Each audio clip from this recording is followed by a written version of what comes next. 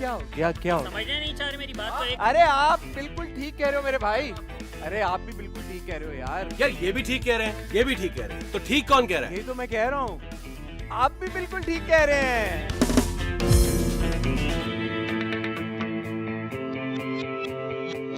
यार आप लोग कितने अच्छे हैं, कितना प्यार करते हैं यार। मेरा दिल चाहता है कि किसी तरह से ना आप लोगों में जप्फी डाल दूं जोर से।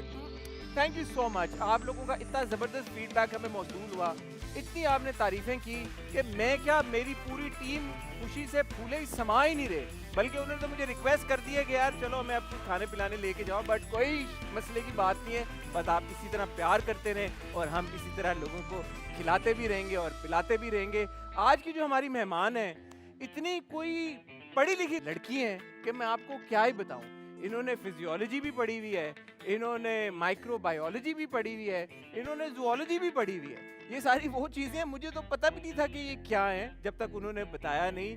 इसके अलावा अपनी फैमिली से बहुत जुड़ी हुई हैं, बहुत उनको मोहब्बत है अपने घर वालों के साथ। वाइल ग्रोइंग अप ना उन्होंने कभी टीवी देखा, ना उन्होंने ड्रामे देखे, ना उन्होंने फिल्में देखी। आज फिर भी वो हमारे मुल्क की एक जानी मानी अदाकारा हैं। मुझे लगता है कि she is one of the most underrated actresses इन पाकिस्तान।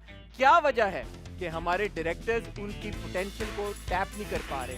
बहरहाल आज जब वो यहाँ पे आ चुकी हैं, हम उनके सारे टैलेंट्स को टैप करेंगे, पूछेंगे उनसे कोई गर्मा गर्म सवाल, क्योंकि उनकी थोड़ी सी आजकल गर्मा गर्मी भी चल रही है कुछ लोगों के साथ। Let's welcome Sonia Hussain.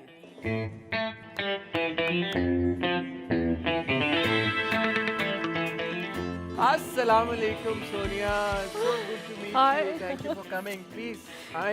Look at you, Look Hassan. at you. Look at you. You My look God. Haseen. आपके सामने तो सभी फीके पड़ जाते हैं Sonia. How are you? I'm very well. How are you? माशाल्लाह महीना डेढ़ हो गया, आप टोरंटो से वापस ही नहीं आ पा रही हैं, क्या हुआ है? कुछ कुछ छूट भी है। यही मैं जानना चाहता था। नहीं एक्चुअली वेकेशंस के लिए तो गई थी, लेकिन नहीं काफ़ी टाइम हो गया मुझे वापस आए हुए। काफी टाइम हो गया ना, क्योंकि मार्केट में ये र्यूमर फैला हुआ है कि सोनिया अभी तक टोरंटो में ही है। क्योंकि मैं नज़र नहीं आ रही ना मार्केट पे। तो र्यूमर फैलाना पड़ता है। ये अच्छा सवाल है कि आप क्यों नजर नहीं आ रही, और इस पर हम थोड़ी देर में अभी गुफ्तगू का आगाज करेंगे बाकायदा तौर पे। पहले मैं सोनिया बात करना चाहता हूँ एक वीडियो की जो आपने अपने इंस्टाग्राम पे शेयर की, ओफा हाउस जो आपने खरीदा और आपने गिफ्ट किया अपने पेरेंट्स को। वो सो स्वीट यार, इतनी वो प्यारी वीडियो थी। बताएं ना उसके बारे में, बताएं हमें। तो या it was such a precious moment. Basically Hasan, जब भी मेरी किसी से बात होती है तो मेरे जो फ्रेंड्स वगैरह कोलीग्स हैं उनको ऐसा लगता है कि वो कहते हैं ओ इतना अर्ली एज में आपने कैसे ये इतना वो हो गया। मतलब ऑब्वियसली कराची में प्रॉपर्टी लेना it is a big deal these days.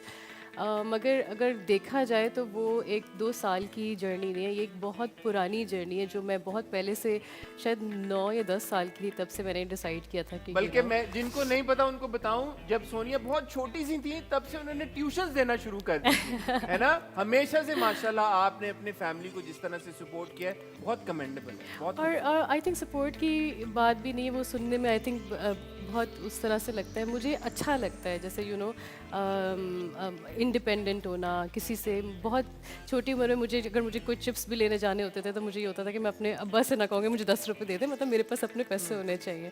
तो प्रॉब्ली वो एक बात थी जो मुझे लगा कि नहीं, मुझे खुद अर्न करना चाहिए, मुझे अच्छा लगता है ये, मतलब आई रियली लाइक इट। तो क्या ये कहना गलत होगा कि आपकी सबसे बड़ी अचीवमेंट यही है कि you are able to do something for your parents? Because मुझे पता है फॉर अ फैक्ट कि आप एक ऐसी आर्टिस्ट हैं कि जितना पैशन या प्यार आपको अदाकारी से है वो एक तरफ, लेकिन ज़्यादातर अचीवमेंट्स अपनी ज़िंदगी की आप नापती तोलती हैं अपनी पर्सनल लाइफ से, not through your professional life. क्या ये सच है? बिल्कुल सच है। मुझे लगता है शायद मेरी जो ज़िंदगी का जो मकसद है ना, वो बस ऐसे अम्मी अब्बू से ही शुरू होके बस उन पे ही ख़त्म हो जाता है। तो काम कर रही हूँ, उठती हूँ, बैठती हूँ, शायद सांस भी ले रही हूँ उनकी वजह से। आपकी सारी यूनिक मेमोरीज भी इसी से रिलेटेड हैं। एक मुझे पता चला बड़े मजे की एक कहानी है, वो बताएं ना। वो ईद के ऊपर चांद रात का कोई किस्सा है, जो कपड़े शपड़े आपको चाहिए थे और नहीं मिल पा रहे थे। ओह वो तो बहुत बचपन की बात है। अच्छा ओके। तो ये तो एक बहुत ही खूबसूरत मेरी मेमोरी है मेरी अम्मी के साथ। आई रिमेंबर मैं और मेरी बहन हम में 1 साल का डिफरेंस है। तो चांद रात हो गई थी, हम बैठे हुए थे और हम लोग ना रूम में थे और वो अम्मी ढूंढ रही बच्चे कहाँ चले गए कहाँ चले गए। तो वहाँ के देखती हूँ ब्लैंकेट उठाती हूँ, दोनों रो रहे हैं।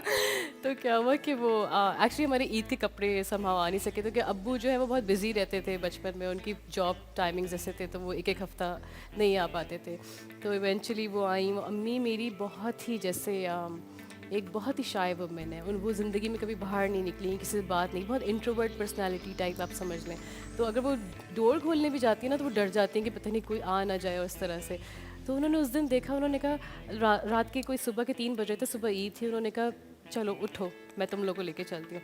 अब वो जा रही हैं, वो रोड्स पे चल भी रही हैं, वो डर भी रही हैं, वहाँ पे लोग देख भी रहे हैं कि एक खातून 2 बच्चियों को लेके जा रही है। मतलब वो चीज़ इतनी रात को, और वो मैं ज़्यादा बड़ी नहीं थी, आई थिंक 7-8 साल की थी, लेकिन वो चीज़ मेरे दिमाग से नहीं निकलती कि ये एक शख्स है मैं हमारे साथ जो इतना खुद डर रहा है लेकिन हमें किस तरह से प्रोटेक्ट कर रहा है।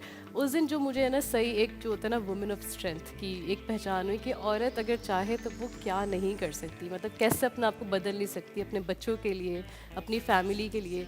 तो मैंने कहा कि बस ये मेरी माँ है जिसके लिए अब मुझे पूरी ज़िंदगी लगानी है। और मज़े की बात कि सोनिया को जब उनका अपना पहला पेचेक मिला फरवा की ABC के लिए, उससे आपने क्या किया बताएं। तो ये मेरा हमेशा से ड्रीम था कि मैं अपने उससे पेरेंट्स के साथ मतलब मुझे शौक़ था कि अल्लाह का घर देखें आप जाएं, एक हमेशा से आपकी एक ख्वाहिश होती है। मैं लगती नहीं हूँ बहुत, लेकिन थोड़ी बहुत रिलीजियस भी हूँ। तो मैंने सोचा था कि अम्मी अब्बू के साथ जाऊँ। तो जब मैं गई हूँ मैं उनको सामने लेके गई, उनको यकीन नहीं आया इस बात से। मतलब ये आई थिंक वो मोमेंट्स है कि शायद अगर मुझे लगता है कि अगर कल मैं यहाँ पर ना भी मौजूद हूँ इस दुनिया में, तो मुझे लगता है कि शायद मैं वो सारी जो मैं सोचती थी कि ये मुझे देखना है इनके चेहरों पे, वो मिल चुका है मुझे। तो अपने